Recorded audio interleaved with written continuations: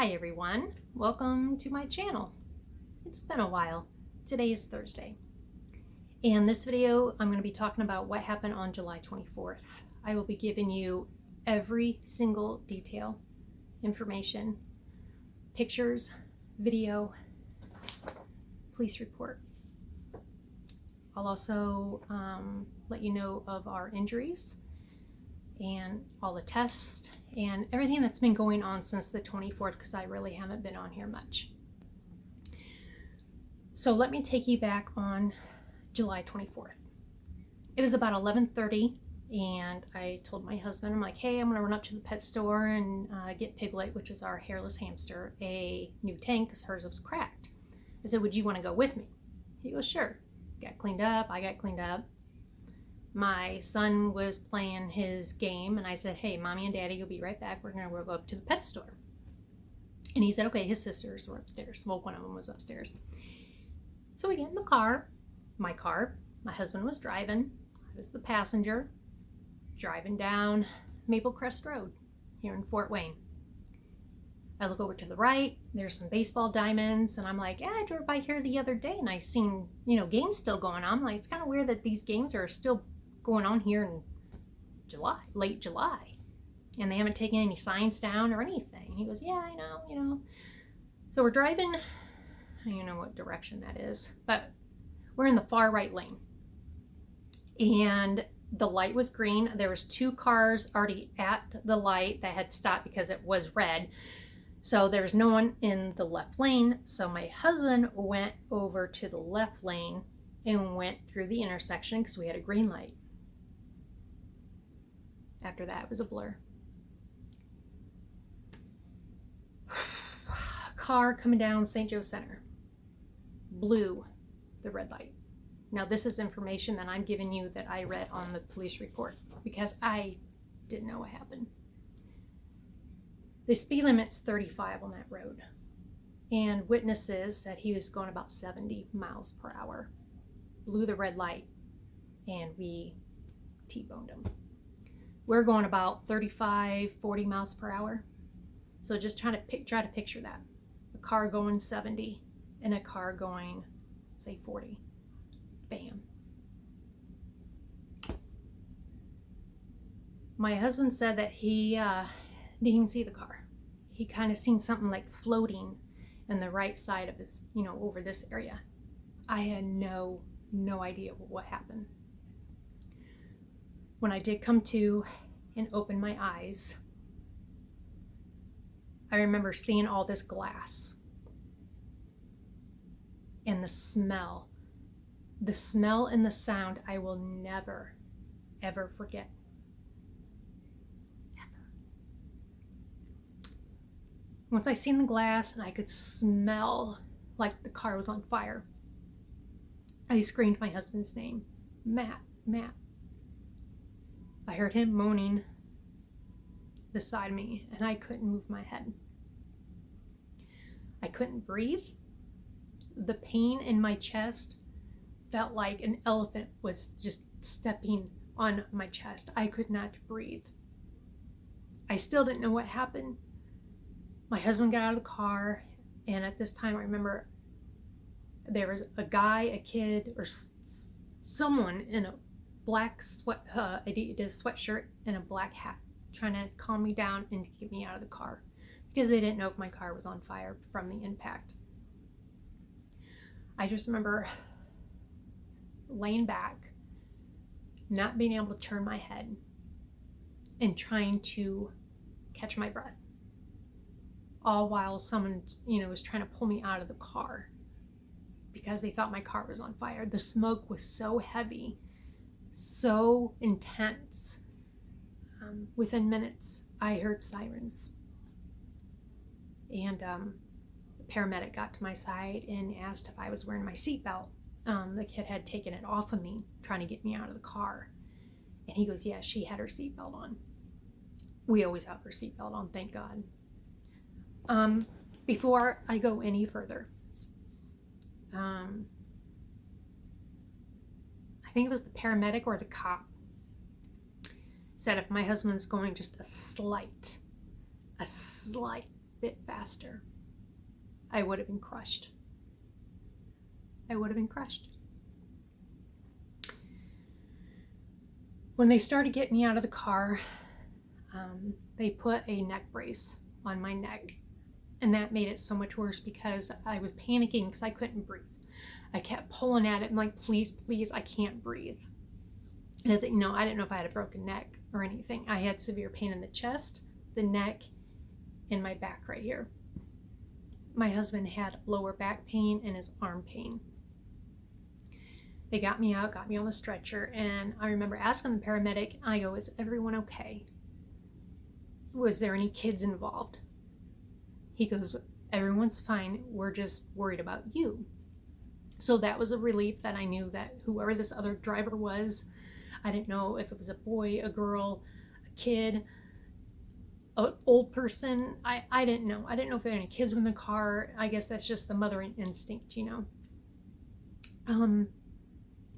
So they got me in the EMS, and I wanted my husband to go with us, but because of COVID, they would not allow him.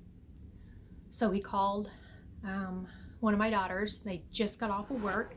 It was about noon at this time. The wreck happened I think it was like 12:09. I think that's what's on the report, 12:09. Yeah. When the wreck started or happened, and my daughters got off at 12. And Matt had called them and asked if they could come and pick him up to bring him home to get his car so he can get to the hospital to be with me. The girls rushed there, and they had the traffic stopped all four ways, like over a mile down. I mean, cop cars, fire trucks, investigators.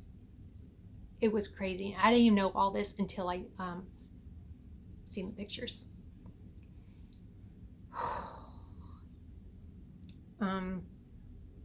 When my daughters brought my husband home, they had told Alex, that Mom and Dad's been in a really bad car accident, and he thought they were joking. And then he seen my husband, and he had blood.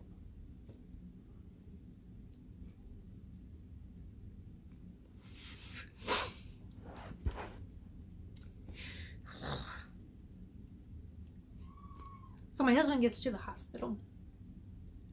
By this time, I had multiple doctors working on me, nurses everywhere, taking my clothes off, putting heart monitors, a huge IV in my arm, saying all these medical terms, and I'm still trying to catch my breath. I was like wheezing. I could not breathe. They brought a machine in to do x-ray right away. And shortly after they did that, my husband walked in. And then my oldest daughter walked in. They only allowed 2 people, one at a time, back there, so my other kids couldn't come back. They gave me pain medication right away and wheeled me off to a CT scan to see if I had any internal bleeding or if I had a brain injury because of the whiplash. The force was incredible. Luckily, I have no fractures, no internal bleeding. I still have neck pain. I still can't turn my head all the way around. I kind of go like this because it's still really stiff. I still have like upper back, shoulder pain, and the force from the seatbelt. I have huge bruises all the way down on my hips, on my leg, and on my back. I have scars on my legs now from the impact. My husband has a fractured elbow. His tailbone, he went to the doctor yesterday, and I guess the doctor was in a meeting, so he had to reschedule. So they're going to be doing MRIs and that on his back and his arm again. He's still cut up. He's still healing. I'm still healing. How can I put this? In a way, I'm glad it happened to us and not a family with little kids in the car or an elderly person. because honestly, I don't think they would have made it. The impact was so... I've been in multiple car accidents. I'm 45. But they're like little fender benders, you know, not much. This one has made its mark, I guess, in my head. I'm okay if I'm driving a car, but when I'm a passenger, I'm shaking. I'm tense. If I see any sudden movements in a car, I'm like this. It mentally drains me riding in a car. And I know a lot of you said that's normal. With time, you get over it, which I'm hoping. I haven't been out a whole lot. Maybe 5-7 times I've been out of the house since the wreck.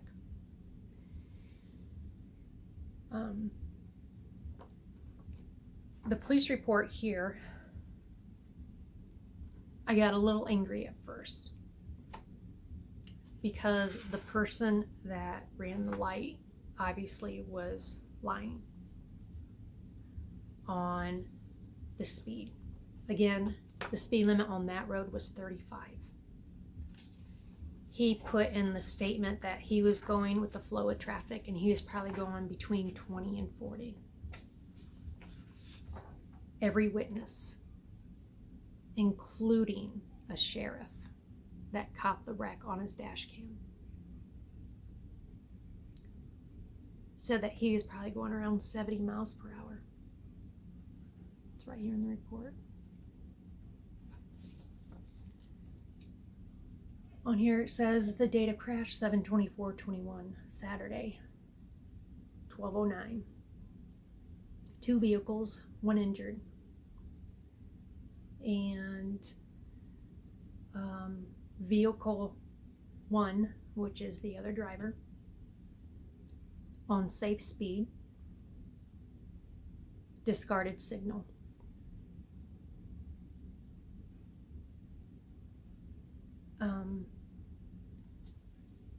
They just have, it was on asphalt, no construction. And the witnesses, what they said, I'm going to read these really quick. Driver number 2, which is my husband, stated that he was traveling southbound on Maple Crest Road, approaching St. Joe Center Road.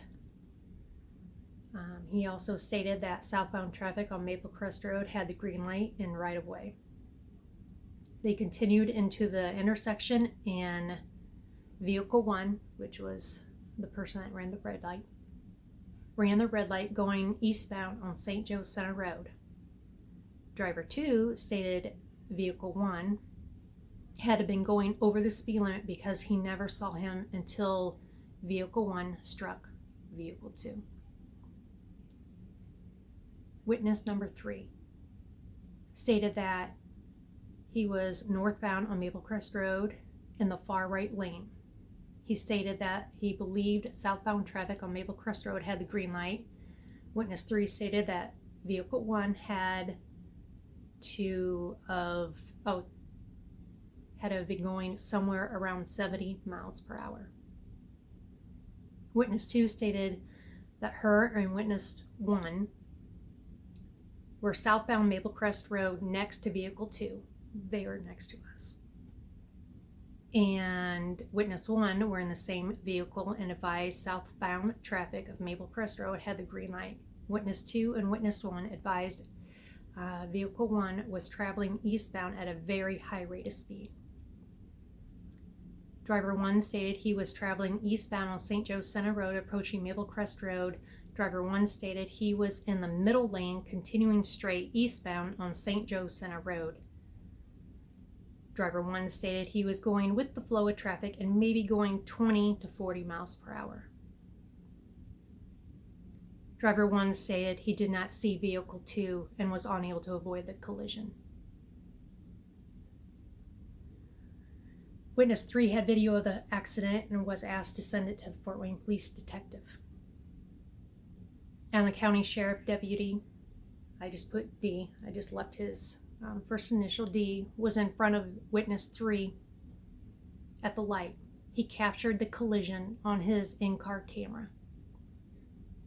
Vehicle 1 came to a rest in front of his vehicle. Now the car that we T-boned, his car flipped and rolled. Ours spun multiple times, ending up on the other side of the road of the intersection, going facing the opposite direction. And again, you'll see pictures. There's other paperwork, but this is what was in one of the police reports here. So the squiggly lines, that's how our car, flipped multiple times, ended here. And then the car that ran the red light flipped and landed right here. There is no, breathalyzer tests or anything. So obviously, this person wasn't drunk. But what was very disturbing, and I didn't know this, my girls told me, and come to find out, there's pictures as well. This car had a lot of beer cans, beer bottles, and White Claws all over in the car. It was littered all over the street. I don't know if that driver was injured at all. This person refused any treatment, and this person crawled out of the window. My husband refused any treatment at the time because he was worried about me. He wanted to stay with me. This was on a Saturday. My husband went in that Monday to an urgent care facility and had some tests done. And we do have multiple more appointments to go. I've been to a specialist already. I'm having internal issues. I believe my bladder it's either bruised or something's going on. Don't want to go into details, but I'm having a lot of issues with that. The back pain, the neck pain. Again, I'm going to add some pictures here and some video. I want to say thank you to all of you for all of your love, support, and understanding, giving me time to come back. I didn't want to come back until I've been in a funk for over a week. I just don't want to be a negative person. So I am going to do these videos today. I'm doing this one in a few of my hauls. I'm just taking it day by day, same with my husband. We have our good days and our bad days. Mornings are the worst because I'm so stiff. Same with my husband. But with time, we'll be okay. Haven't got another car yet. What stinks is that my car that was wrecked, I bought that brand new. We only had 8 more payments on it and would have been paid off. And if you know anything about the market nowadays, it's insane. The inventory of vehicles is scarce. So it's been very stressful trying to, juggle finances. And although, the other driver, their insurance, they take blame 100%. There's no fighting that, so no worries with that. They're going to be paying for everything, but we still had to pay stuff out of pocket. We got to wait to get reimbursed. So with time, we're going to get better. We're dealing with it, and just bear with me. I'm going to try my best to bring positive videos and everything to you guys, but I just wanted to let you guys know that we're doing okay.